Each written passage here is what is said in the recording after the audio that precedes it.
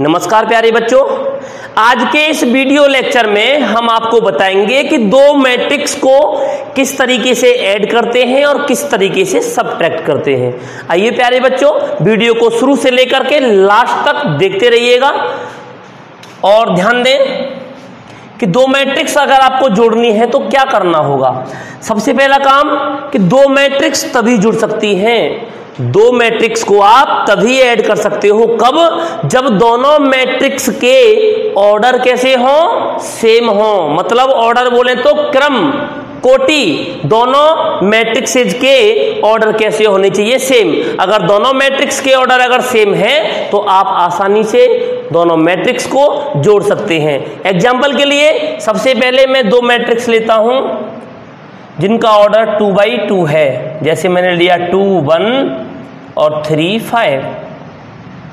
ऐसे ही मैंने दूसरा मैट्रिक्स लिया 1 0 5 7। और अगर आपसे बोल दिया जाए कि आप इन दोनों मैट्रिक्स को प्लस करके बताइए, तो प्यारे बच्चों मैट्रिक्स ए कितनी है उसको लिख लिया जाए, प्लस मैट्रिक्स बी कितनी है उसको लिख लिया जाए।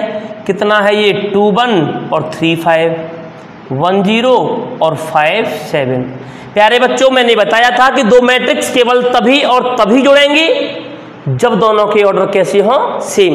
इसका मतलब अगर मैं यहां बात करूं ऑर्डर की, तो ऑर्डर क्या है, रो इनटू कॉलम। रो कितनी है 2, कॉलम कितने हैं 2। इसका मतलब 2 by 2 की ये है और ऐसे ही 2 by 2 की ये है। मतलब दोनों के ऑर्डर कैसे हैं, सेम।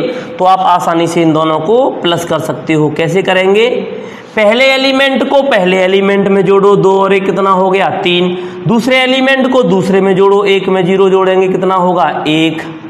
तीसरे में इसको जोड़ो तो कितना हो जाएगा 8, इसमें इसको जोड़ो तो कितना हो गया 12। मतलब कहने का हुआ पहले एलिमेंट में पहले को जोड़ा, दूसरे में दूसरे को जोड़ा, तीसरे में तीसरे को, इसको इसमें। मतलब एलिमेंट बाई एलिमेंट आप आसानी से जोड़ सकते हैं।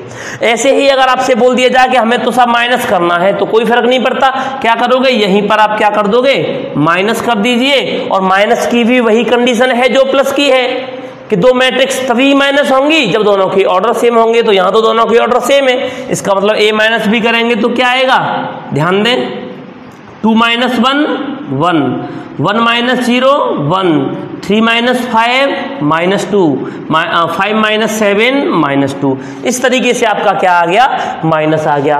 प्यारे बच्चों कहने का मतलब ये हुआ कि दो मैट्रिक्स तभी जुड़ेंगी और तभी घटेंगी जब दोनों के ऑर्डर सेम होंगे।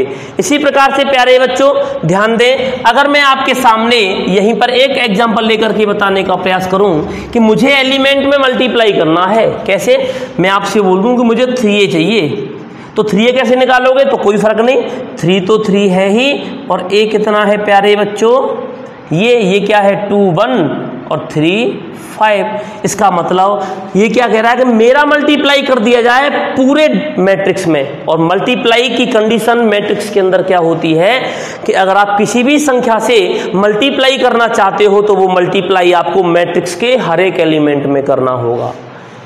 इसका मतलब जब आप हर एक एलिमेंट में करेंगे तो क्या होगा, 3 2 जा 6, 3 1 जा 3, 3 3 जा 9 और 3 5 जा 15। फाइनली कहने का मतलब ये हुआ कि अगर एक मैट्रिक्स में आप किसी भी डिजिट से मल्टीप्लाई करना चाहते हो तो उस डिजिट का मल्टीप्लाई आपको मैट्रिक्स के जितने भी एलिमेंट दे रखे होंगे सबसे करना होगा। चाहे वो मैट्रिक्स हमारी 3 by 3 की रहे, 2 by 3 की रहे, कितने भी ऑर्डर की भले ही क्यों ना हो। और प्यारे बच्चों मैं एक बात बता दूं कि अगर आपके सामने मान लो एक मैट्रिक्स है और मैट्रिक्स 3 by 3 में है और क्या दे रखा है आपको कि 4 6 9 4 6 8 2 4 6 12 14 16। प्यारे बच्चों यहां साफ दिख रहा है कि सब में कॉमन है। मतलब कहने का यह है एक मैट्रिक्स से अगर आप कॉमन लेना चाहते हो तो कॉमन आप तभी लें जब वो कॉमन सारे के सारे एलिमेंट में से कॉमन मिलता हो, अन्यथा की कंडीशन में आप कॉमन नहीं ले सकते। इसका मतलब हमने देखा कि यहां पर कॉमन क्या है 2 2 2, सब में कॉमन मिल रहा है तो आप 2 कॉमन ले सकते हैं। जब आप 2 कॉमन लेंगे तो क्या मिलेगा, 2 2 जा 4, 2 3 जा 6, 2 4 जा 8, 2 1 जा 2, 2 2 जा 4, 2 3 जा 6, 2 6 जा, 2 7 जा और 2 8 जा। इस तरीके से आप आसानी से कॉमन ले सकते हो। कहने का मतलब ये हुआ कि अगर आपको किसी मैट्रिक्स से कॉमन लेना है तो आप केवल और केवल कॉमन तभी ले सकते हैं जब वो कॉमन हर एक एलिमेंट में कॉमन मिलता हो। तो प्यारे बच्चों, हमने इन दो बातों के बारे में जानकारी ली कि दो मैट्रिक्स को कैसे माइनस और कैसे प्लस किया जाता है, कैसे किसी मैट्रिक्स में मल्टीप्लाई किया जाता है, और यही मल्टीप्लाई वाली कंडीशन डिवाइड में भी लागू होगी, और कैसे मैट्रिक्स से कॉमन लिया जाता है।